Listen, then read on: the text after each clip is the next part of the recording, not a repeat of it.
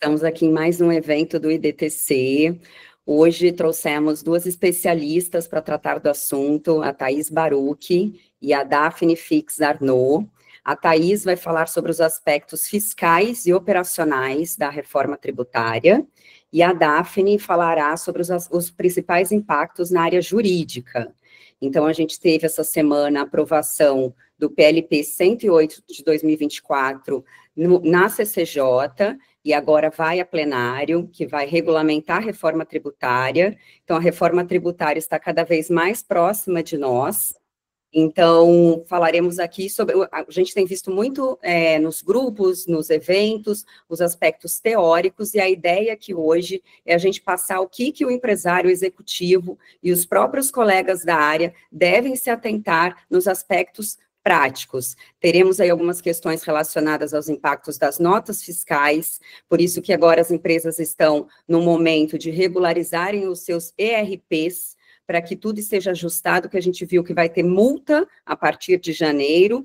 Com o PLP veio uma novidade agora, que é um prazo de 60 dias para que as empresas possam regularizar essa situação. Contudo, a gente sabe que 60 dias não é um prazo razoável para quem não tiver sido cauteloso de tomar essas medidas antecipadamente.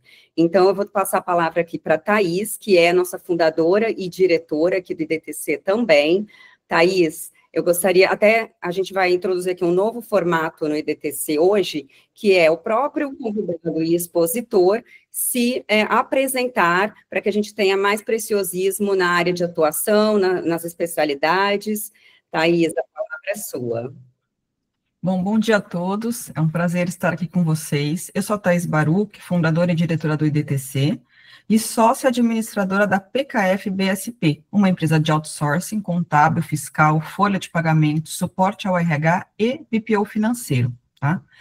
Na PKF-BSP, atuo diretamente com empresas nacionais e multinacionais em diversos setores. Trabalhamos hoje com mais de 15 RPs, o que me permite ter uma visão bastante prática sobre os desafios da reforma tributária, que será implementado nas organizações, tá? Eu estou muito feliz de participar aqui com vocês hoje, compartilhar esse espaço com profissionais tão qualificados, e tenho certeza que o nosso debate trará reflexões e insights importantes para todos. Hoje iremos falar sobre os principais pontos de atenção da implementação da reforma tributária, explorando os impactos fiscais, jurídicos e operacionais, como a Lu já comentou, e quais transformações trará para as empresas e os profissionais do setor. Bom, eu preparei aqui um slide bem simples, né, bem simplificado, para que justamente eu não fique falando aqui sem que vocês possam visualizar a minha tela, né? Pessoal, a gente vai fazer o seguinte formato hoje. A Thaís vai fazer essa apresentação, na seguinte, aspecto fiscal e operacional, na seguinte vem a Daphne falando dos aspectos jurídicos. Quem tiver pergunta, coloquem no chat, por favor, e no final das apresentações a gente vai abrir aqui para elas responderem, para a gente comentar juntos, ou então podem também abrir o microfone e falarem também diretamente, se preferirem. Só para confirmar, vocês estão vendo minha tela já, né? Sim. Tá. Bom, vamos lá. O primeiro item, né, o mais importante aí do plano de ação da reforma tributária é a criação de um comitê interno dentro da sua organização. E por que isso? Porque a reforma tributária, ela vai muito além de tax, né? Então, a gente observa no dia a dia a maioria das empresas no qual essa responsabilidade da reforma tributária, ela está sob o time de contabilidade ou fiscal, né? E não se percebe, as empresas não estão captando aí os impactos em demais áreas, como, por exemplo, a área de compras, a área jurídica, né, a área de tecnologia, com toda certeza, principalmente por conta das questões do ERP, né? Então, a área comercial em si, né? Então, como a sistemática, ela muda consideravelmente, é de extrema importância que todos da organização ali, da área administrativa como um todo, tenha conhecimento dos impactos da reforma tributária, tá? Depois, um segundo item que a gente pede bastante atenção é o acompanhamento constante da legislação complementar. Então, a Lu já trouxe aqui justamente sobre a questão da votação do PLP e o que isso nos diz respeito, né? Então, tem tido mudanças diárias, praticamente, sobre alguns aspectos, né? Então, por exemplo, existe uma dúvida, IBS e CBS vai incidir sobre a base de cálculo do ICMS e do ISS ao longo da transição, né? E tem especialistas que dizem que sim, especialistas dizem que não, mas no fim das contas, o fisco tem sido omisso sobre esse ponto, né? E essa omissão nos traz a ideia de que sim, que vai incidir, né? Então, são temas que nós precisamos ter bastante atenção para que isso tudo seja considerado no nosso planejamento tributário interno, tá? Notas técnicas. As notas técnicas também têm saído, assim, numa velocidade de que eu acho que é algo em torno de 2 aí por semana, cada uma com um fim específico. Por exemplo, essa semana saiu uma exclusiva para o setor de energia, né? E a nota técnica em si, ela tem uma linguagem para o profissional de tecnologia. Mas devido à quantidade de notas técnicas que estão saindo, esse assunto de tecnológico, ele se mistura com os assuntos de conhecimento tributário. Então, nós observamos aqui a necessidade realmente de um time trabalhando em cima da reforma tributária para que interprete o que vai ser alterado, para justamente cobrar da empresa de tecnologia ali as adequações, se isso está no contrato, se não está e tudo mais, tá? Com relação à adequação do ERP, né? Além do que muito se fala, que é destacar o IBS e a CBS, cada ERP, né, como eu comentei, a gente trabalha com mais de 15 ERPs, tem atuado de uma maneira diferente. Então, é importante você saber como o seu ERP vai adequar. Tem ali patch de atualização, quando essa atualização vai sair, né? Aqui até eu trago um outro slide, justamente para trazer uma notícia do dia 15 de setembro, super recente, tá? Então, a nota técnica 2025, a versão 1.09, ela traz principalmente a prorrogação da exigência do grupo de IBS e CBS, né, do destaque de IBS e CBS. Antes era previsto para outubro de 25, e agora passa a valer em 3 de novembro de 2025. Por que 3 de novembro, Thaís? Porque é uma segunda-feira. E nada muda até o presente momento sobre a obrigatoriedade definitiva de 5 de janeiro de 2026, que também cai numa segunda-feira, ou seja, todas as empresas precisam estar adequadas, caso contrário, pessoal, a nota será rejeitada. E o que isso impacta para a sua empresa? Uma nota rejeitada não vai faturar, né? Então, você não terá receita ali naquele mês. Então, apesar de a obrigatoriedade para janeiro de 26 seja apenas o destaque, né? E surgem muitas dúvidas, Thaís, eu preciso destacar, mas vai haver o devido recolhimento? A princípio, não, tá? A não ser que você infrinja o artigo 348, que diz o seguinte: as empresas que cumprirem com todas as obrigações acessórias não precisarão recolher. E o que isso significa? Cumprir com a obrigação acessória, além do destaque, né, lá de 0,9% de CBS e 0,1% de IBS, essa informação, essa parametrização, ela precisa estar correta, porque senão o fisco pode entender que então você não cumpriu com a obrigação acessória. Thaís, e se eu recolher, e se eu for obrigado a recolher, o que acontece? Né? O que acontece é que depois você vai abater, você vai fazer o recolhimento ali, automático não, porque não tem o split payment ainda, mas vai fazer o recolhimento e depois você vai abater da apuração de PIS e COFINS, você pode ter aí uma defasagem aí no seu fluxo de caixa, tá? Então, voltando aqui, um quarto item, né, a revisão dos cadastros e parametrização tributária.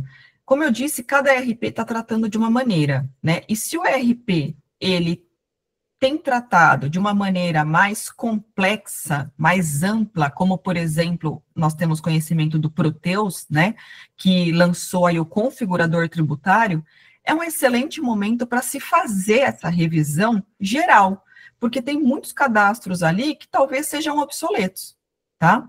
E aí, tratando de revisão de cadastro, isso parece, às vezes, muito confuso para quem não é da área, né? Então, o que é exatamente essa revisão de cadastro? Então, com a reforma, surge a necessidade de informar o CST do IBS e da CBS, que basicamente é um código que mostra como a operação seria tributada, caso houvesse o recolhimento desse imposto. E aí, aqui vamos já para 2027, vamos considerar que 27, de fato, é obrigatório ali já o recolhimento do CBS. Então, vai haver o recolhimento de tributo, né? E, além disso, foi criado o Código de Classificação Tributária, que vocês já devem ter escutado por aí, que é o C-Clastrib, que passa a fazer parte da nossa rotina, ou seja, ele funciona como uma forma parecida com o CFOP. Thaís, o CFOP vai morrer? Não, ainda não, mas muito provavelmente ao longo dos anos da implementação, talvez lá em 2033, é possível que ele seja aí eliminado 100%, mas por enquanto ele continua, tá? Pois ele identifica qual é a operação que está acontecendo. A diferença é que é o C-Clastrib, tá? E aí eu trago para vocês aqui também um link do portal de classificação tributária, tá? Esse portal, ele trata no detalhe, inclusive, trazendo o embasamento legal.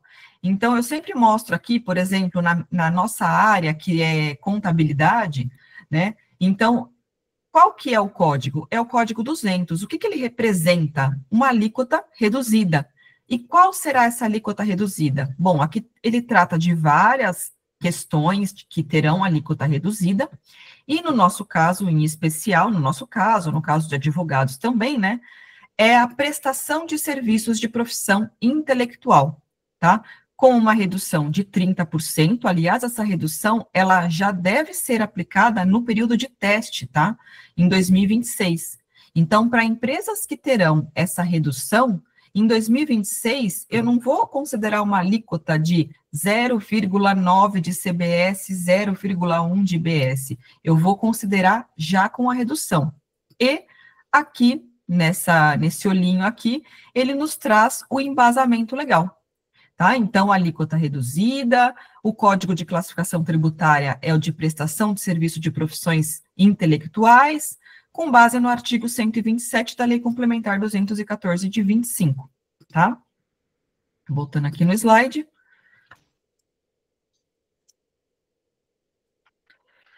Outro item que eu também chamo a atenção dos clientes, a análise de fluxo de caixa, impacto de fluxo de caixa e a simulação de impactos.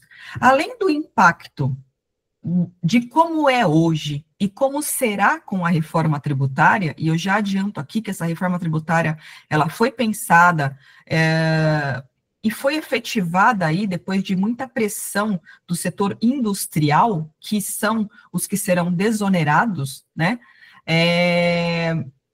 De toda forma, é importante que as empresas avaliem de um modo geral os impactos, para que vocês não sejam surpreendidos lá na frente, tá? E quanto a fluxo de caixa, é importante vocês observarem as viradas. Então, por exemplo, em dezembro de 26, eu ainda estou no modelo atual, ou seja, eu estou recolhendo PIS e COFINS. Esse PIS e COFINS de competência a dezembro de 26 será vencendo em 25 de janeiro de 27. Só que em janeiro, tudo que eu faturar em janeiro de 27, eu já estou na reforma tributária. Com qual tributo incidente? Com o CBS, por enquanto. Tá? 27 e 28 é somente CBS. IBS começa a gradual só em 29. Mas nesse momento, eu já vou ter que ter, eu tenho que ter fluxo de caixa para pagar o PIS e COFINS vencendo e a CBS que será retida automaticamente, porque lá em 27 já entra o split payment, tá?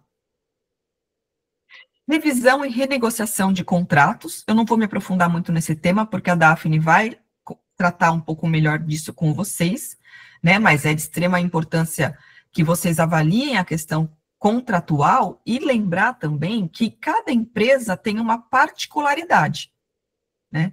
Então, cada empresa precisa avaliar, por exemplo, empresas de tecnologia, até recentemente eu e a Luciane escrevemos um artigo sobre isso, a questão de fato gerador, isso impacta diretamente o meu negócio. Então, além de uma análise mais profunda sobre o tema, é necessário adequar os contratos, né? Então, cada contrato, cada empresa precisa ter um olhar específico quando se fala em adequação contratual, tá?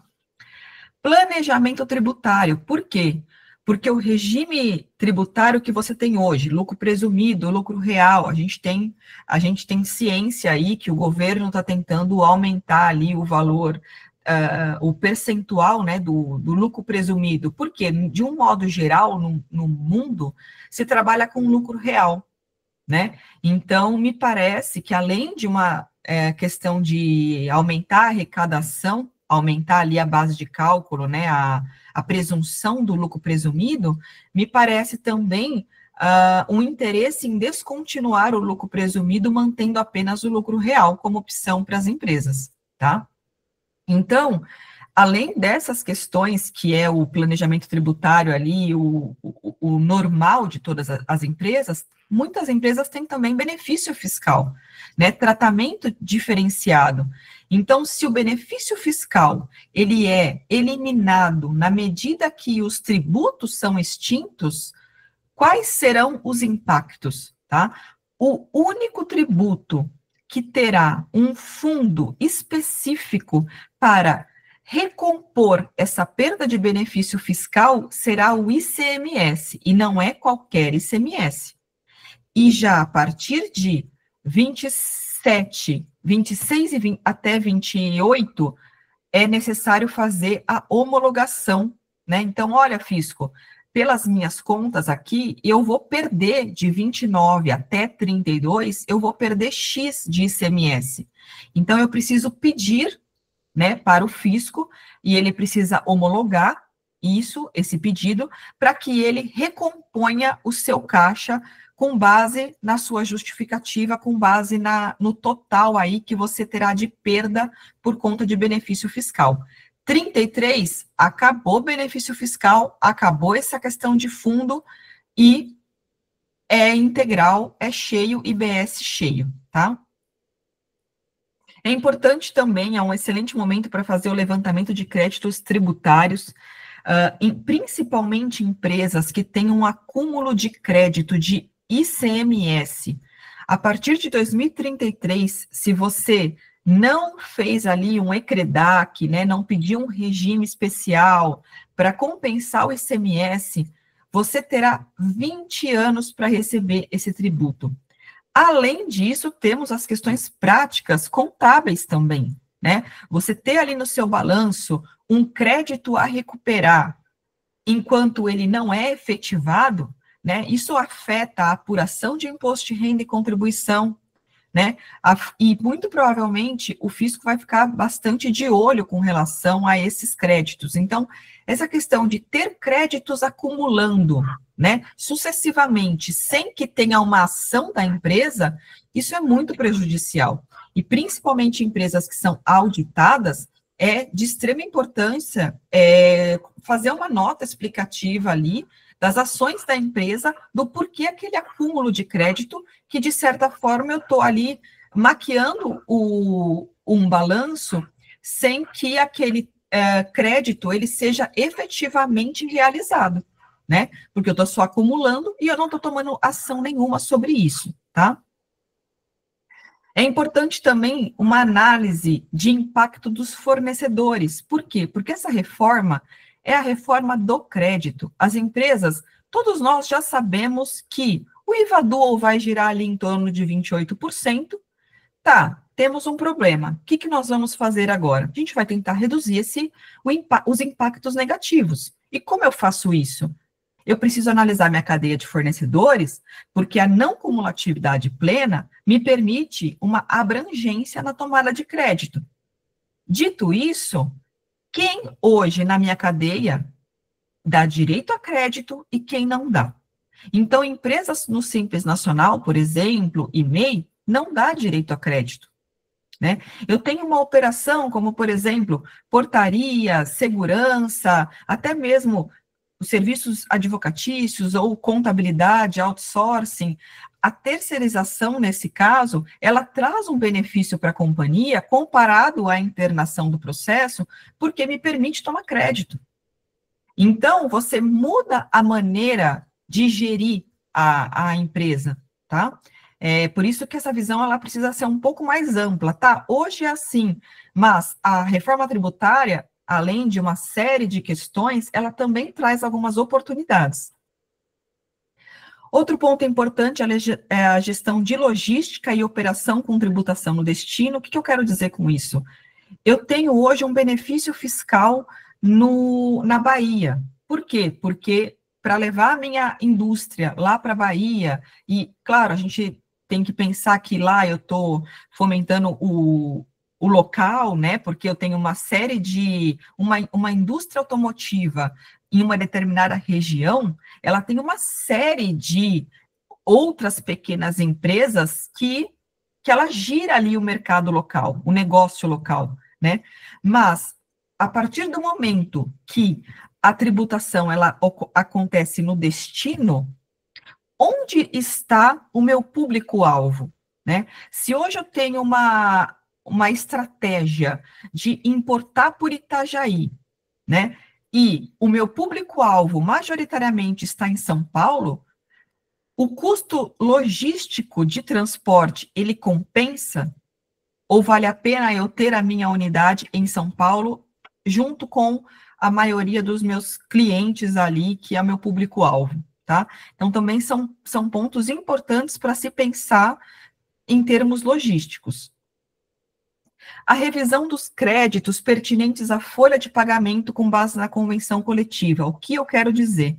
Que quando eu falo em não cumulatividade plena, eu tenho algumas exceções, quando eu falo também de uso e consumo pessoal, né? Então, eu tenho ali uma listagem ali de exceções, como, por exemplo, ele traz uma lista taxativa, como se eu comprar joias, se eu comprar obra de arte, eu posso tomar crédito? A legislação nos diz que não pode, né? Mas quando eu falo em crédito de folha, vamos pensar no plano de saúde que tem um valor relevante para as empresas.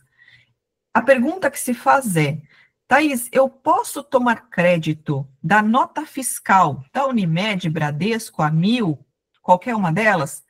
Eu pergunto novamente, você é obrigado a pagar plano de saúde com base na convenção coletiva ou em um acordo coletivo?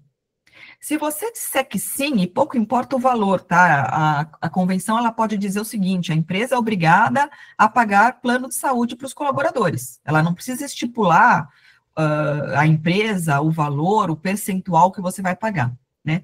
Então, se está na convenção coletiva que você é obrigado a pagar um plano de saúde ou um plano odontológico, então a minha resposta é sim, você pode tomar crédito dessa nota fiscal.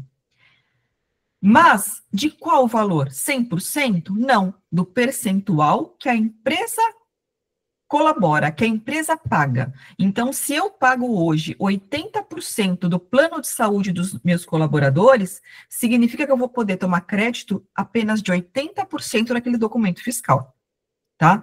Thaís, não está na convenção coletiva, não está no acordo coletivo. Excelente momento para você conversar com o sindicato, ou ainda fazer um acordo coletivo específico, tá? E aí a gente sabe que tem alguns custos para fazer esses acordos coletivos e precisa avaliar se é viável, né? Se o crédito, ele realmente é importante. Mas o fato é que, mesmo com redução que as operadoras de plano de saúde terão com a reforma tributária, mesmo com a redução da alíquota, ainda assim se trata de um aumento de custo.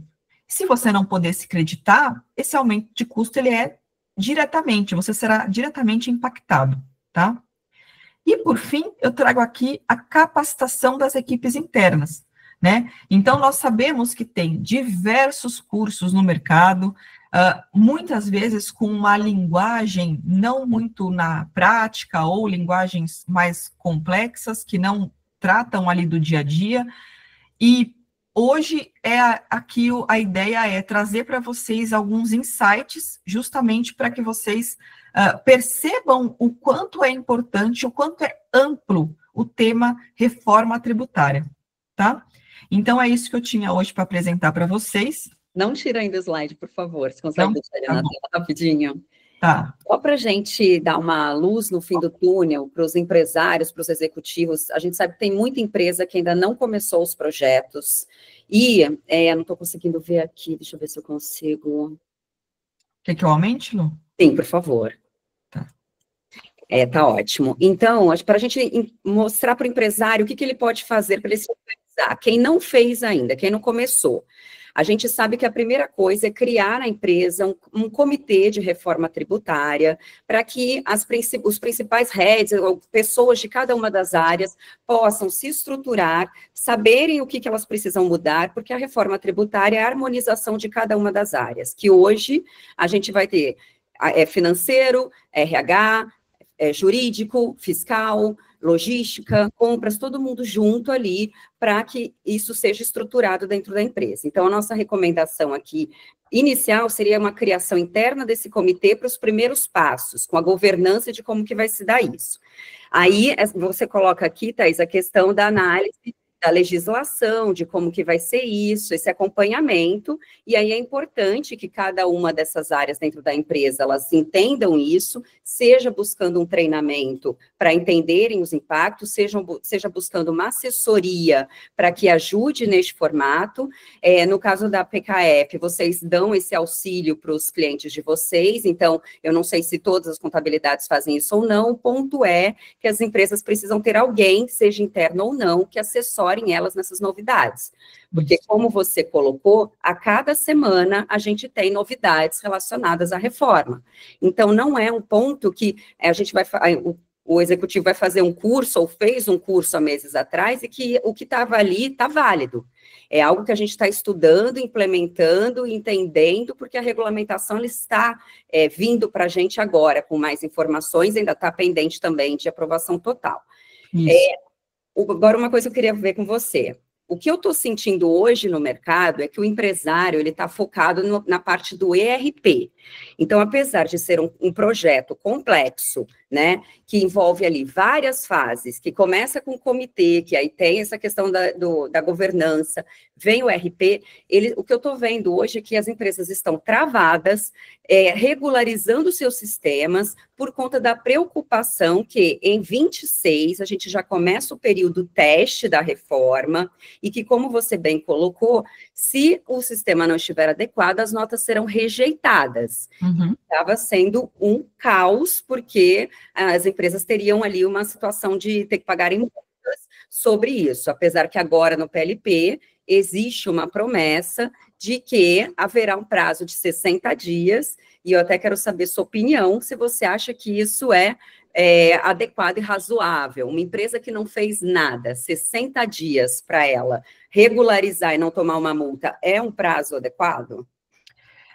Exatamente, assim, primeiro, dizer justamente sobre a PKF-BSP, de que nós estamos acompanhando ali em conjunto com todos os nossos clientes, trazendo no detalhe todas as mudanças, né, da reforma tributária, participando muitas vezes com eles de reuniões com as empresas de RP, né, justamente para elaborar ali um cronograma em conjunto e participar com eles dessas questões de parametrizações tributárias, né, uma vez que a gente trabalha dentro do ERP do cliente, tá?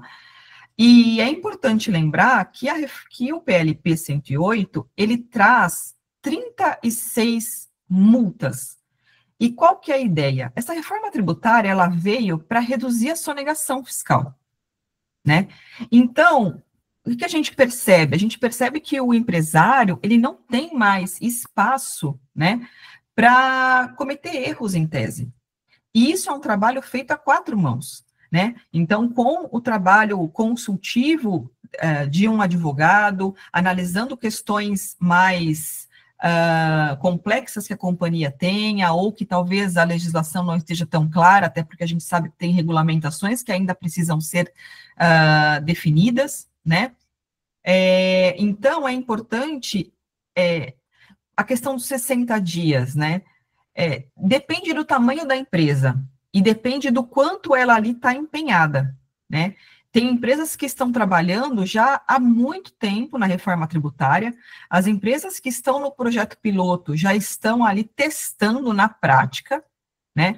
Inclusive, quem ainda não assistiu nenhuma live da Receita Federal, dia 15/9 foi lançada uma live da Receita Federal, eles estão a cada dia melhorando ali a calculadora tributária, né, várias questões que ali dentro tem também possibilidade de vocês fazerem teste, subir o XML e fazer um teste ali se está adequado, né? Então, eles explicam na live do dia 15, eu não me lembro muito o nome da moça, acho que era Fabiana, não lembro, mas ela fala muito sobre a questão da apuração assistida. Tem uma certa complexidade ali na questão da apuração assistida, e isso não vai ser possível ser feito de forma manual. Por isso que o ERP, ele é tão relevante nesse processo todo, por isso que o time de tecnologia é tão importante nesse processo todo, né? Então, a ideia do comitê é que várias pessoas estejam trabalhando ao mesmo tempo para que nesse finalzinho de ano, vocês consigam implementar sem correr risco, né? Então, esse é o ponto, assim, que eu queria trazer, complementando aí sobre o seu questionamento, Lu. Perfeito, muito bom. Então, assim, o que eu estou vendo na prática? Então, assim, as empresas grandes já estão no projeto já há algum tempo, estão no período teste já, mas tem muitas empresas que são grandes também, mas que ainda não começaram esse projeto, e aí elas precisam pelo menos criar um comitê interno, independente do tamanho da empresa, se tem 5, 10 ou 50 pessoas em cada área, ter uma pessoa ali responsável, entender esse contexto e iniciar começando o RP.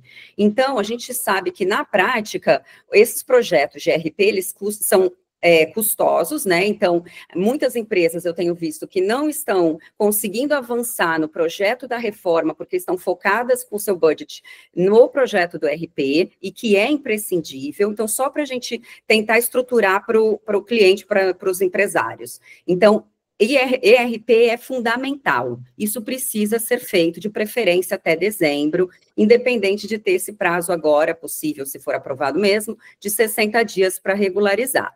Ato seguinte, verificar aqui a questão dos cadastros e padronização tributária, porque a gente tem ali as questões dos cadastros de produtos e serviços, que precisam ser revistos nesse momento, para que não tenha risco maior. E muitas empresas, a gente sabe, que não tem esses cadastros regularizados há anos. Esse é o momento, então, para fazer isso e começar o período da reforma já com tudo certinho. Segundo, fazer toda a análise de fluxo de caixa, revisão e renegociação de contratos, que a Daphne vai falar já, um planejamento tributário, perda de benefício. Então, o que acontece? Tem empresas que não estão conseguindo entender, nessa complexidade toda, o que é importante ela fazer.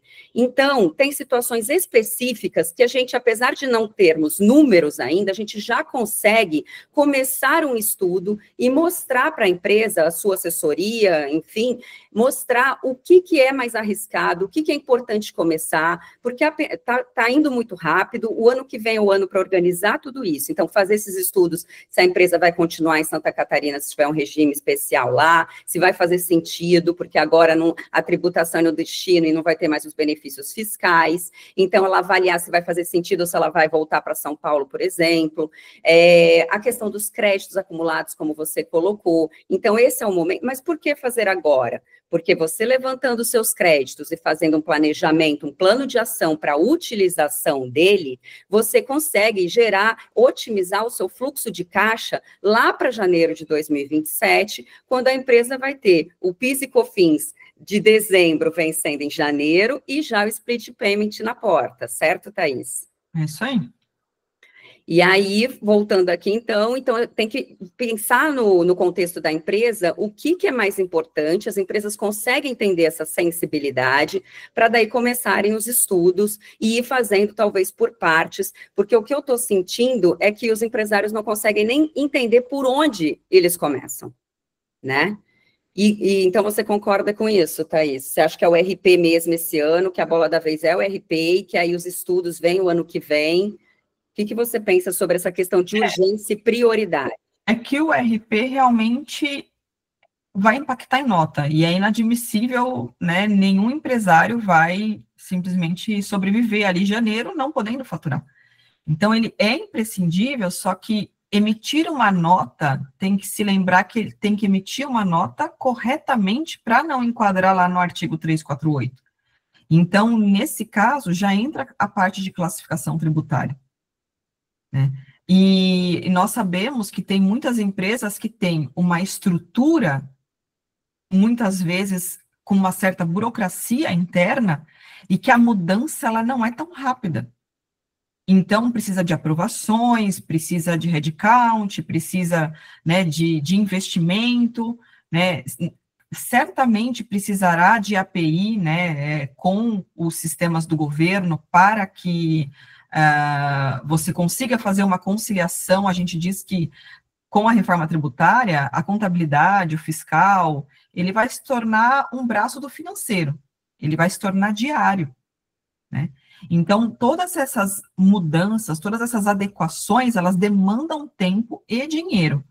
Por isso que o quanto antes começar, vai ter momentos que você vai chegar no meio ali da cadeia e você vai pensar, olha, eu não tinha pensado sobre isso, eu não tinha entendido dessa maneira, né? Então, você tem tempo para revisitar e fazer um plano de ação. Por isso que é fundamental o quanto antes começar. Porque quem ainda acha que a reforma tributária não vai começar, ou então, janeiro vai ser prorrogado, assim, de forma unânime, todos os envolvidos diretamente com a reforma tributária são taxativos em dizer que não existe essa possibilidade. Perfeito. E assim, acho que é muito importante a sua visão, porque a gente vê muitos advogados, eu sou advogada, você é contadora, então assim, é muito importante a gente entender a visão do contador das prioridades. Então, o RP é algo imprescindível por conta das notas. Mas e num segundo momento, você acha que a empresa já tem que ver alguma coisa agora? Ela espera, ela faz algum estudo específico? Qual que é a sua opinião sobre isso? Em termos de prioridade para uma empresa que investiu 500 mil no projeto de RP, né, e não sabe o que fazer e está desesperada, o que você recomenda como contadora? Qual seria a urgência? Como ainda, se a empresa cumprir com as obrigações acessórias, ainda não se fala em contabilização, né, porque vai ser um mero destaque ali do IBS e do CBS. Então, a princípio, é seguir à risca as notas técnicas, né, cada uma delas, e se adequar, né, analisar se você está ali num regime diferenciado, num regime especial. A gente sabe que, por exemplo, importação incide IBS, CBS, e importação de serviços, a gente sabe que Microsoft, softwares de inteligência artificial, hoje nós trabalhamos muito com essas questões de nota pro forma, e a reforma tributária, ela introduz ali, em tese, a nova obrigação acessória, ela vai ser o documento fiscal, né? E tem algumas questões que nós não temos ainda a resposta de forma tão clara. Então, por exemplo, aluguel, né? Quem tem receita de aluguel vai precisar emitir um documento fiscal. Ou apenas o DERE, que é uma declaração de regimes específicos, vai ser o suficiente para o fisco, né?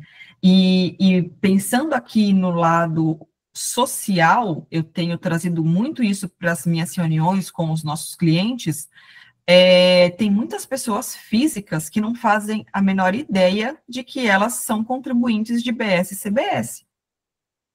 Tá?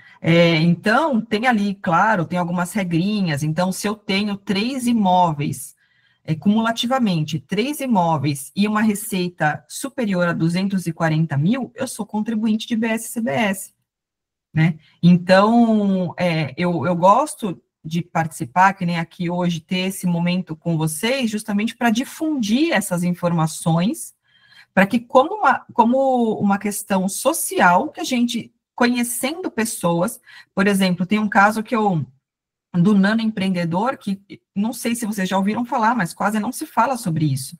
Sim. E nós sabemos que tem muitas pessoas que, para aumentar a renda, vende trufa, vende doce, vende bolo, compra e vende carro. E um nano empreendedor, o que que é um nano empreendedor? É uma pessoa física que tem receita, que ofere receita de 50% do MEI. A gente está falando de 40 mil reais por ano. Se o MEI é 81 mil, já foi aprovado aí na Câmara para aumentar para 150 mil, né? Mas ainda faltam algumas aprovações. Mas considerando o dia de hoje, ou seja, um nano empreendedor, ele não é contribuinte de BS e CBS. Mas se ele deixa de ser um nano empreendedor, ou seja, ele fatura acima de 40 mil, ele passa a ser contribuinte. Ele sabe disso, né? Então, a questão de regularização, é difícil falar o que começar. Não temos uma receita de bolo. Cada empresa precisa olhar para dentro e pensar. Tem empresa que às vezes trabalha com um ciclo financeiro de fatura e tem 60, 90 dias para receber. Essa empresa vai ter um problema sério de ciclo financeiro ali, de fluxo de caixa, por quê? Porque quando ela faturar, ela já aconteceu o fato gerador. Ela vai ter que pagar IBS e CBS, enquanto ela não recebeu nada ainda do cliente. Então, será que eu não preciso rever esses contratos e reduzir esse ciclo financeiro, né? Porque senão as empresas vão ter problema de caixa. Então, cada empresa vai ter uma situação que vai impactar mais ou menos, e dependendo do quanto de aprovações que ela precisa, às vezes até mesmo do exterior, ela vai precisar ver isso o quanto antes.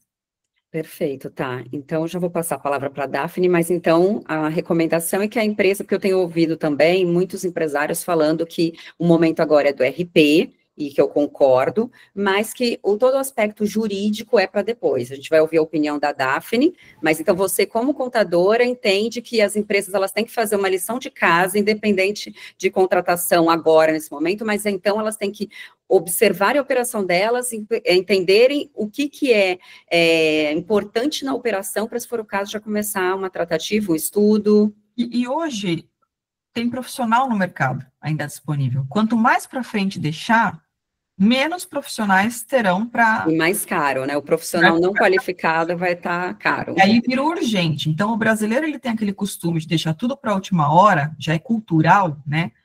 Deixar tudo para a última hora, e essa última hora pode significar um valor muito alto aí no bolso.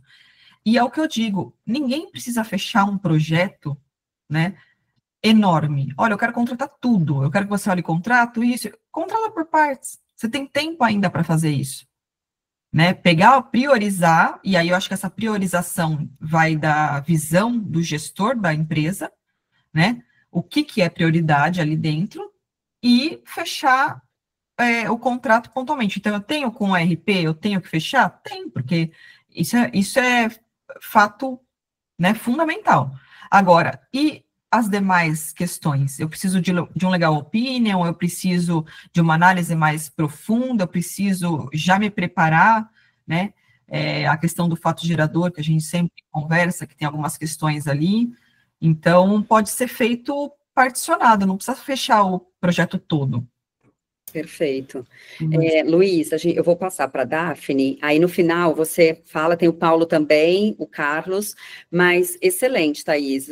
Já você volta, assim que a Daphne terminar, e a gente conversa de novo, todo mundo. Daphne, conta para gente os impactos jurídicos. O que você entende? Primeiro que a Daphne vai se apresentar aqui, contar um pouquinho da história dela, mas o que você entende como prioridade? O que você acha que o empresário, as empresas devem fazer nesse momento? Tem algo que é urgente agora, o que não, pode esperar 2026? Conta para gente. Tá, bom dia, pessoal, né?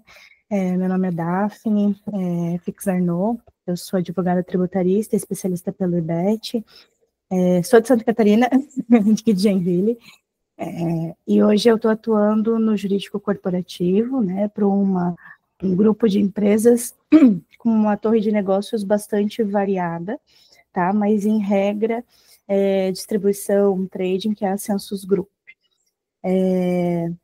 Eu já atuei muito também em escritório, já fiz a coordenação da área tributária de um escritório, então eu tenho um pouquinho dos dois mundos aí, e confesso para vocês que eu vou comentar um pouquinho aqui sobre o jurídico corporativo, e são mundos muito diferentes, né? São realidades totalmente diferentes. Então, assim, o primeiro ponto que eu queria explanar para vocês é qual é a função do jurídico corporativo, do jurídico interno, tá? Nós aqui usamos escritórios terceiros para matérias, às vezes, um pouco mais sensíveis, um pouco mais estratégicas, mas nós somos os responsáveis por traduzir o nosso negócio, né? Então, assim, nós trabalhamos muito como stakeholders, né? A gente faz essa... É difícil para o escritório entender a realidade de cada cliente, certo? São uma variedade gigantesca, isso é quase humanamente impossível. Então, a responsabilidade do jurídico, claro que tratando de algumas questões internas mais sensíveis, alinhar a estratégia de negócio, garantir a segurança do dia a dia, né, um crescimento saudável da empresa, mas também fazer essa conversa e essa tradução para os terceiros que nos atendem, né? Então, é uma tarefa bastante delicada, e a gente não faz sozinho, tá? A gente utiliza bastante o pessoal do fiscal, do operacional, para que eles consigam também passar essa realidade deles para nós, tá? Agora, falando sobre reforma tributária, eu confesso que me dá um arrepio quando a gente fala que contrato não é importante para 2025, porque eu vou explicar. Pegando o gancho ali do que a Thaís comentou, até vou começar por aí, quando a nota não for faturada. Como que vai acontecer se eu sou cliente de uma empresa que não conseguiu faturar a nota, né? Eu não vou receber o produto, ou eu vou travar minha operação em razão dessa falta de emissão de nota. Eu preciso ter uma previsão contratual hoje, já, prevendo essa realidade, né? Então, assim, eu preciso preparar pelo menos o mínimo. Claro que a gente vê, quando a gente fala de contrato na reforma, a gente vê que está mudando toda hora, né? Uns indicam umas cláusulas X, outros indicam as cláusulas A gente vai juntando esse material e vai tentando fazer o melhor dos mundos, né? Mas isso, ele é bem volátil.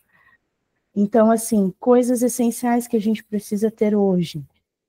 Análise desses contratos, principalmente contratos de serviços essenciais, que nós somos os tomadores e que nós somos os prestadores também, né? Para quem não sabe, a Trade em si, ela é uma empresa de serviços, né? Então, somos bastante impactados. Então, assim, a busca por essa conformidade contratual, ela é bem, bem alta, tá? Então, assim, contratos que prevejam preço líquido, né, são bastante delicados, até para quem nos vende serviços, né? O pessoal de compras, no começo da reforma, estava aceitando esse tipo de contrato, e a gente falava, não, mas calma, espera, vamos ver quanto que fica no final. Então, até a gente hoje criou uma política, por exemplo, de ter os dois preços, né, tanto o líquido quanto o bruto, quando faz uma negociação, para visar a transparência mesmo. Então, assim, responsabilidade tributária, quem que vai ficar responsável pelo aquele tributo? Se não der certo, se houver solidariedade, vai ter que ter um ressarcimento. Então, assim, essas questões, claro que não precisam ser fechadas até 2026, mas alguns contratos que a empresa entende como delicados precisam ser tratadas, sim, agora, tá? Principalmente aqueles contratos que não tinham tributação ou que ela não era tão alta como locação.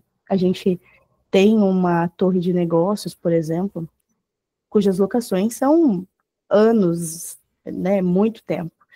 Então, assim, essa questão de eu ter agora uma tributação maior sobre esse tipo de operação, cessão de direitos também, ela é delicada. Eu preciso tratar isso já em 2025 para eu conseguir negociar, fazer as negociações antes da vigência da reforma em 2026. Alguns pontos também, quando a gente vai falar de contratos, tá? Eu anotei até aqui algumas cláusulas para a gente citar. Por exemplo, emissão de DOCs fiscais errados, né? Precisa prever essa previsão, né? A gente precisa ter ali, eu emiti um documento errado para o meu cliente, como é que eu vou lidar? Essa previsão precisa estar no contrato, eu preciso ter as responsabilidades disso, se houver uma fiscalização, quem vai responder agora, né? Eu não consigo esperar, pelo menos um básico. A gente brinca aqui que é o glossário de cláusulas, né? A gente tem um glossário e vai adequando os contratos conforme eles estão vindo, e com certeza ainda vão ter outros aditivos até o final da vigência da reforma tributária, a gente vai cada vez aumentando e incluindo mais. Sobre a estrutura contratual, então é só para vocês, para que todos entendam, né, a sociedade no geral, da delicadeza que é um contrato. A gente precisa disso agora, né? A questão da estrutura societária, ela é bastante preocupante também, tá? Até a Thaís comentou da logística, né? De fato, tá? Com o advento da reforma, a gente não negocia mais planejamento tributário como diferencial de mercado de custo. A gente vai procurar outros tipos de redução de custo. Por exemplo, frete. Frete é uma redução de custo. Então, quando eu foco nesse aspecto de redução prática mesmo, operacional de custo, eu tenho que mudar, às vezes, a estrutura que eu tenho dentro da empresa. Então, até foi comentado, será que vale a pena manter em Santa Catarina? Será que vale a pena ir para São Paulo? Não só o frete, mas o tempo também, a estrutura do Estado. Então, assim, tanto é que Santa Catarina, em várias conversas, eles estão se garantindo em razão da estrutura. Mas não é a realidade, né? Todo o Estado tem que fazer as suas adequações de estrutura logística, principalmente. O porto precisa suportar, por exemplo, a demanda de importações. O cliente, quando contrata, ele não quer ficar com a carga parada. Então, isso é um prejuízo para ele. Então, essas coisas são bastante delicadas e, de fato, personalíssimas para cada tipo de operação.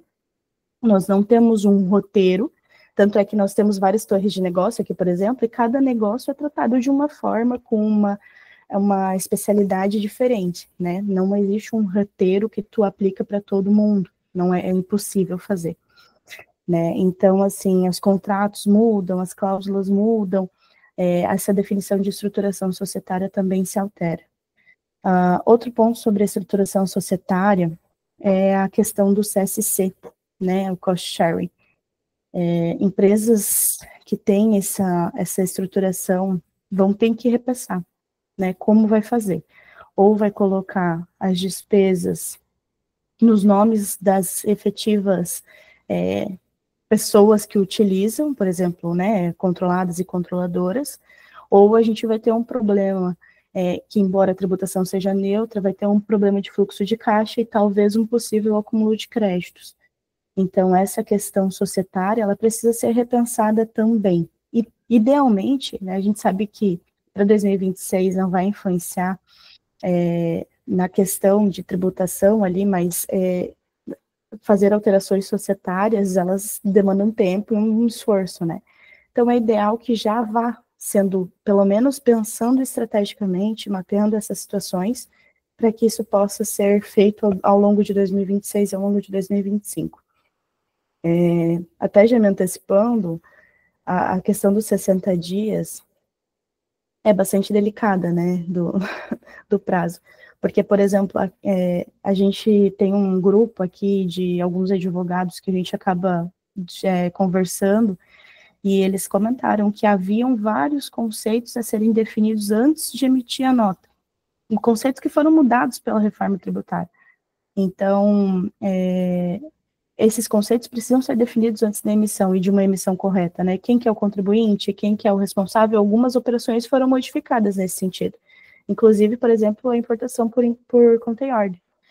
Então, assim, a gente tem essa realidade e essa sensibilidade de que as coisas precisam acontecer, não abrindo uma caixa de Pandora, né? A gente sempre comenta e brinca, né? A gente não vai nem abrir nenhuma caixa de Pandora, mas já pensando estrategicamente como fazer, né? Eu tenho mais um ponto aqui, eu estou tentando correr, gente, em razão do adiantado da hora. Mas eu queria falar um pouquinho também do assunto de cooperativismo dentro da empresa, né? A gente comentou ali sobre a importância da atuação conjunta com o fiscal. De fato, tá? A gente percebe uma demanda muito grande do mercado de jogar tudo nas costas do fiscal ou do jurídico e abrir, mas não, é conjunto, tá?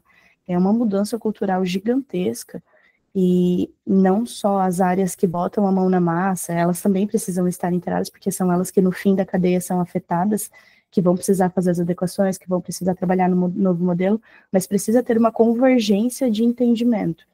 Então, precisa ter o comitê, de fato, ele é importante, imprescindível, tá? E nesse comitê precisam ter heads de todas as áreas. Compras, RH, logística, todas as áreas. Porque todas, eu não encontrei uma área hoje ainda que não é afetada, tá? Então, assim, eu não sei se alguém encontrou, até se quiser compartilhar, fiquem à vontade. Porque, sinceramente, a mudança é gigantesca, e as coisas precisam acontecer, a gente tem um prazo curto para acontecer, que embora no final seja 2033, muita coisa precisa acontecer antes disso. Uma coisa que eu gostaria de comentar, que daí a Thaís comentou sobre benefício fiscal, seria a opção de talvez modificar os benefícios fiscais e torná-los financeiros, tá? Que isso não depende da questão da reforma, né? É só lei orçamentária do Estado. Então, tá aí um ponto de chamar a atenção aí para o pessoal, de focar nessa questão. Bom. Daphne, até gostaria de aproveitar o gancho, que você é de Santa Catarina, e assim, me diz uma coisa, tem clientes que estão indo para Santa Catarina agora, em outubro de 2025, em razão dos benefícios. E aí já fizeram um estudo de análise de viabilidade, eu vi e falou, pelo amor de Deus, volta nessa consultoria, pede um complemento agora, focado na reforma, porque está todo mundo talvez voltando, e você está indo para Santa Catarina.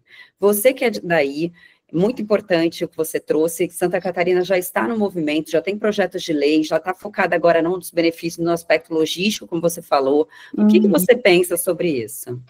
Então, se a gente for comparar, Santa Catarina está há pouco tempo de São Paulo, por exemplo, que é o maior núcleo de destinação de produtos, né? A gente está de carro, dá 6 horas. Então, o fluxo não é caro. Se eu for comparar o valor logístico de um frete para São Paulo, de Santa Catarina para São Paulo, é muito menor do que do Espírito Santo, do Nordeste, do Norte para São Paulo. Então, justamente por causa dessa questão, a gente tem boas estradas aqui, nós temos 5 portos em Santa Catarina. Você está vendendo Santa Catarina, tá? Claro, né? A gente é um estado maravilhoso, que eu amo e conheço. Mas assim, é um fato, tá? Nas nossas reuniões de negócio, nas nossas reuniões de negócio, quando a gente junta tem uns grupos de empresário, os novos comentam isso. Então, são facilidades que às vezes a gente não identifica por, né, não estar no operacional, né, que é difícil de identificar essa questão. Só vai saber se tu pegar ali um orçamento de logística e analisar. Mas é importante fazer isso agora, certo? Sim, seguro também. O Porto de Santa Catarina é bom? Melhor que o de Santos, por exemplo? Não dá para comparar, porque são demandas bem diferentes, né? O Porto de Santos, ele é muito acionado, né? A gente usa bastante o Porto de Santos, a gente não importa só por Santa Catarina, por exemplo, a gente importa por vários lugares. Mas, assim, a questão de Santa Catarina é mais por ter muita quantidade, né, de portos, e pela questão logística mesmo, né. Perfeito. Então, essa questão dos contratos que a gente tem visto é uma questão que a gente sabe que demora na prática, são meses ali para o jurídico, para aprovação dessas cláusulas, às vezes até um ano para sair um contrato numa grande empresa. Então, assim, pelo seu olhar, já é necessário olhar agora, independente de começar lá na frente, já começar esse movimento, certo? Isso, nem que seja estrategicamente um mapeamento, né? E essas previsões para 2026 mesmo, justamente pela possibilidade que eu não consigo entregar algum bem que eu preciso para operar. Você pensa numa indústria que pega de um médio empresário que está no lucro presumido, que não tem pessoal, não tem estrutura. Como é que ele vai conseguir emitir a nota? Como é que eu vou ficar? Né? Então, essas questões, elas precisam estar no contrato desde já. Perfeito, tem a questão do Simples Nacional também, fornecedores do Simples, né, que até o ponto da Thaís, que eu concordo com ela, função social, porque tem muitas empresas no Simples que se elas não fizerem ali, ou estiverem no regime híbrido da CBS e BS, vai ter um problema de geração de crédito que o comprador, ele pode preferir comprar com valor mais alto, né, do que de um fornecedor do Simples e que não vai gerar crédito. Então, até essa questão de conscientizar. E então, beleza, entendi. Então, as empresas já têm que começar a olhar para os contratos, sim, agora, nesse momento, avaliando ali a sua operação e avaliar essa questão logística já. Ok. Isso. E a questão da governança e do compliance? Então, sobre esse ponto, a gente identifica que a reforma tributária é uma boa possibilidade, uma boa oportunidade para a gente rever essa questão, tá?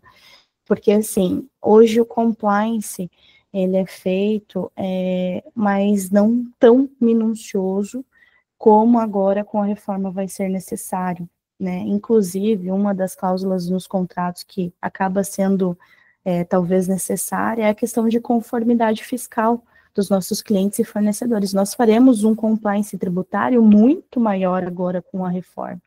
E isso precisa de uma adaptação da política da empresa, porque o compliance ele não é só uma política, ele é uma cultura.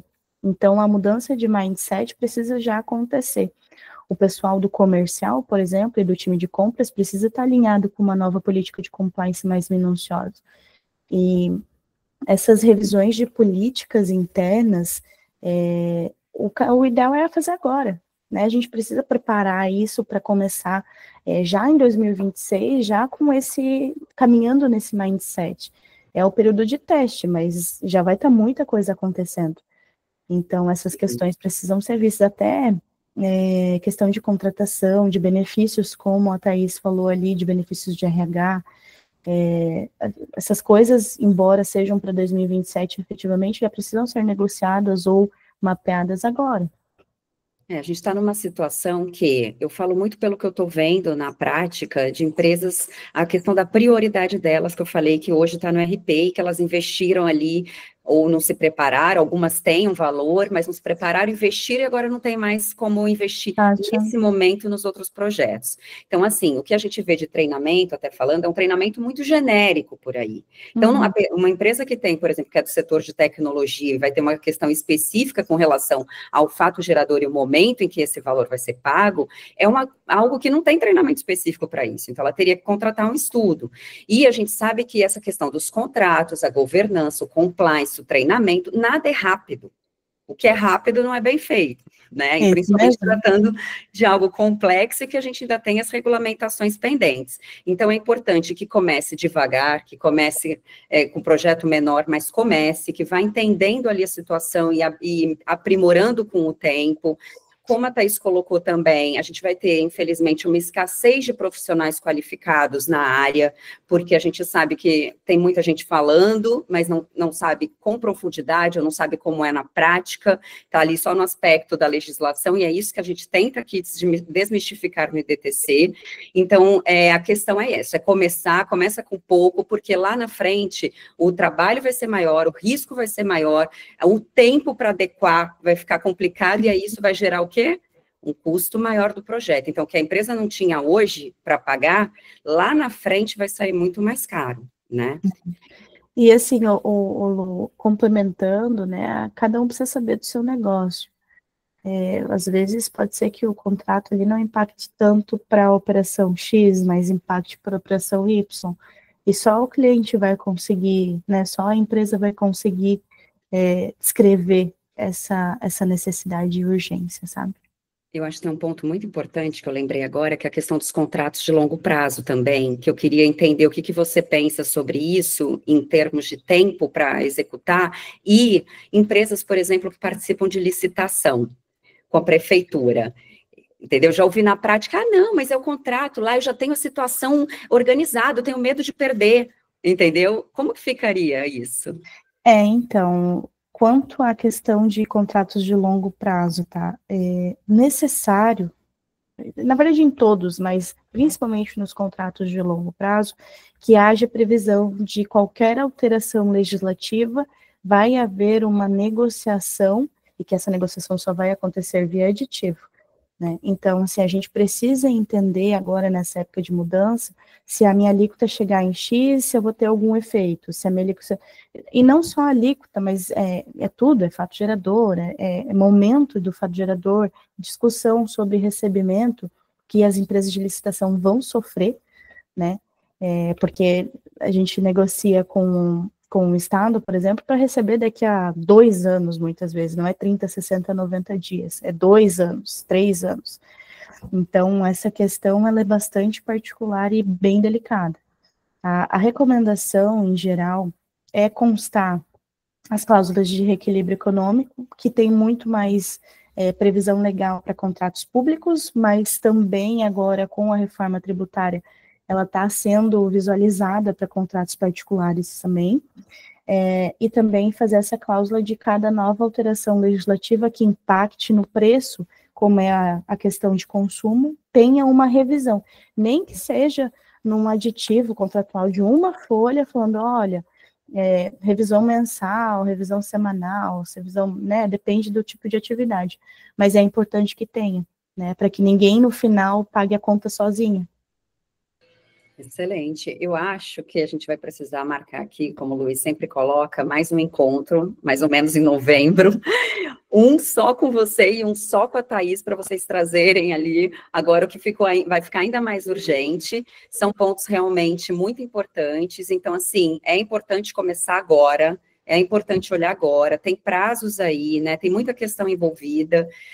Thaís, eu queria que você, por gentileza, tem uma pergunta aqui do Paulo, se você puder responder. Ele pergunta se você acredita que pequenas e médias empresas vão ter condições financeiras e estruturais para se organizarem assim. O que você tem sentido do mercado, agora eu diria na sua visão como contador e CEO de uma empresa de contabilidade, e na sequência, se a Daphne também puder comentar, e na sequência eu gostaria que o Luiz Carlos Junqueira Franco viesse aqui, nosso diretor também, para trazer todos o ponto de vista dele sobre tudo isso.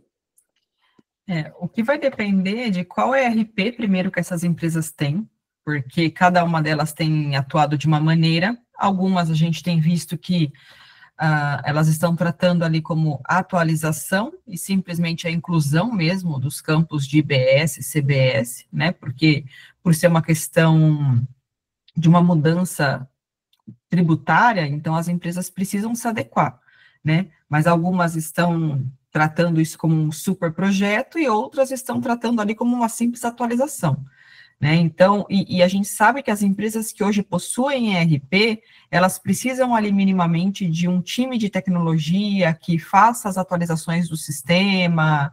Então, digamos que em termos de sistema, né, se porventura ela não tiver condições financeiras de pagar um time para fazer revisão tributária, ela vai simplesmente contar com a equipe dela hoje, interna ou terceirizada, como um projeto especial, para adequar realmente o mínimo necessário, né? Ela pode estar incorrendo em questões que às vezes ela nem imagina, se ela não tiver uma boa assessoria, se ela não tiver um bom suporte, ela às vezes nem parou para pensar que os impactos que isso terá, né, para ela. Então, assim como foi lá no passado com o advindo de ECD e ECF, tudo aquilo que é novo, né, gera uma certa ali insegurança, esse pleito para prorrogação, mas o fato é que em nenhum momento as empresas estarão preparadas, né? Então, assim, no sentido de sentir, estou 100% preparada, né? Ainda mesmo aquelas empresas cautelosas, pode ser que se deparem com situações que ou não vislumbrou, ou então receber ali, às vezes, uma intimação, porque o entendimento do fato gerador do comitê gestor foi um e da Receita Federal foi outra, né? A gente viu que tem essa possibilidade de você receber duas intimações iguais, uma você ter êxito e a outra não, porque tudo vai de entendimento. E aí a gente vai ver esse imbróglio, como que ele vai caminhar, tá? Então, de primeiro momento, por exemplo, empresas de serviço, a maioria das prefeituras estão se adequando ao padrão nacional. O que isso significa? Significa que vai continuar o mesmo site, o mesmo acesso, mas terá lá as linhas IBS e CBS. O que essas empresas precisam fazer? Avaliar se o sistema está adequado ou não, e a gente sabe que tem empresas que não têm condição de fazer ali uma API, de fazer uma customização, vai no site da prefeitura, lança uma por uma. Aí tem que olhar, ora homem, ora customização, o que vale a pena. Eu ter alguém digitando nota a nota, 200 notas por mês, ou eu prefiro contratar a customização do ERP para que esse faturamento ele aconteça de forma mais automatizada. E aí, lembrando que lá na frente, os faturamentos vai levar em consideração o destino. E quando a gente fala em destino, nós temos uma alíquota, a soma da alíquota do IBS corresponde à alíquota do município mais a alíquota do estado. Então, nós temos mais de 140 mil variações de alíquotas em termos de IBS.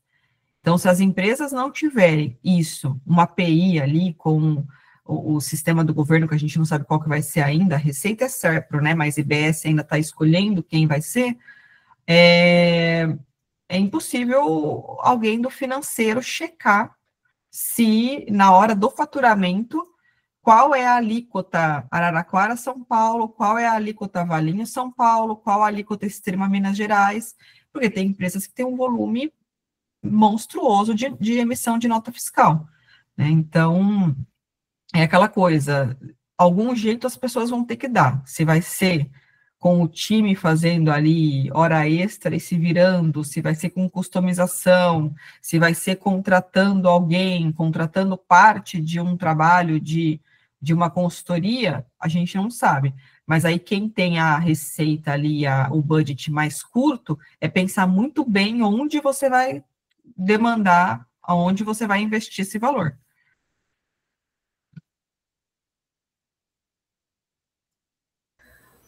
Posso? Pode. Então, eu espero, e aí eu estou sendo bastante positiva, né, que a gente vá conseguir que todos caminhem juntos, mas a gente sabe que não é a realidade, né? A reforma, ela equalizou muito uma possibilidade de que pessoas que não conseguem não conseguem pagar a média, né, não conseguem cumprir com a média. Então, por exemplo, o Simples Nacional vai ser muito afetado, tá? E Simples Nacional não tem só empresa pequena, não, tem empresa média também. Então, a perda de competitividade é gigantesca, né? Quando a gente começa a avaliar os fornecedores um a um, a gente identifica muito nitidamente isso. Então, assim, eu espero que dê tudo certo, mas eu acho que o mercado ele vai ter um impacto bastante sensível nesse aspecto dos pequenos e médios, tá? Talvez uma fusão, né? Não sei como o mercado vai se comportar ainda, mas eu acredito que vai ser bastante impactante.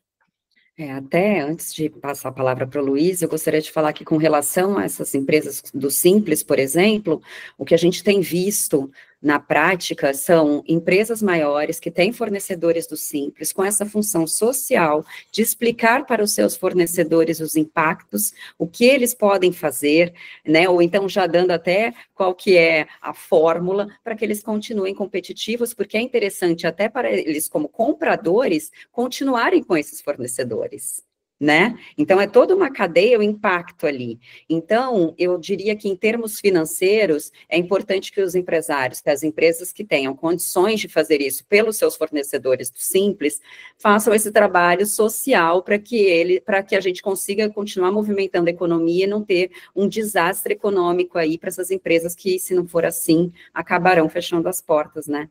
Acredito eu. Luiz, cadê você, Luiz?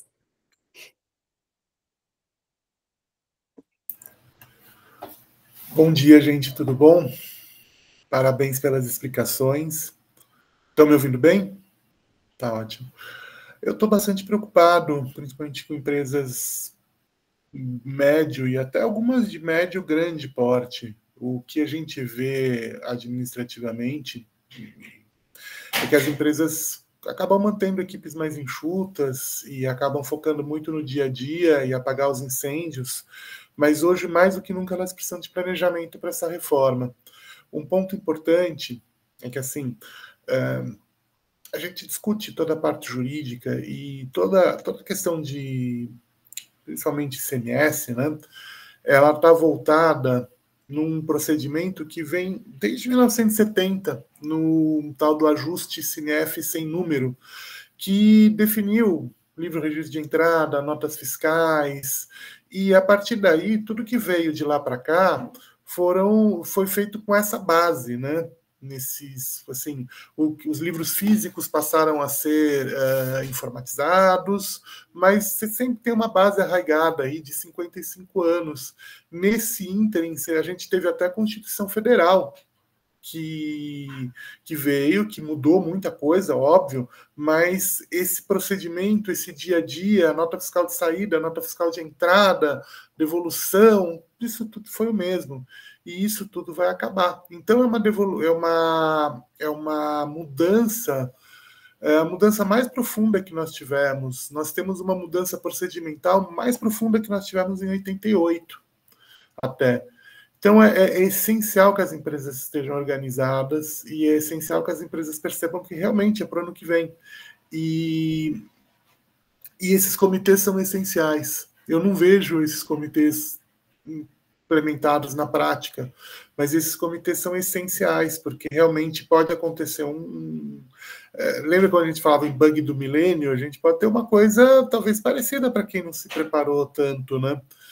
E é muito importante que tenha integração contábil, sistêmica, jurídica, porque, por exemplo, o que a Thaís falou, e ela está perfeitamente certa, se as pessoas agirem no modo apagar incêndio, então, a primeira coisa realmente é o RB, para começar a emitir nota. Só que aí você faz a coisa no apagar do incêndio só com sistemas, só com contábil, e aí quando entrar jurídico, você vai ter que alterar muita coisa. Então você vai ter que ter retrabalho, né? Então, assim, você fez para se salvar, para conseguir fugir da multa, para conseguir emitir a nota. Mas a gente vai ter que rever tudo, porque juridicamente está tudo meio torto. Então, é importante cuidar de tudo, né? Ter principalmente a multidisciplinariedade, né? E nisso, assim, todas as empresas, não só as grandes, empresas de faturamento pequeno, tem que verificar, tem que ver, eu sei que é um gasto, tem que ver como vai caber no bolso e tem que ter esse comitê. E esse comitê vai ter que ter gente de sistemas, gente da contabilidade, gente do jurídico. Eu acho que não dá para fugir disso, né? Então é esse o comentário geral. Acho que só reforça tudo que vocês falaram, né?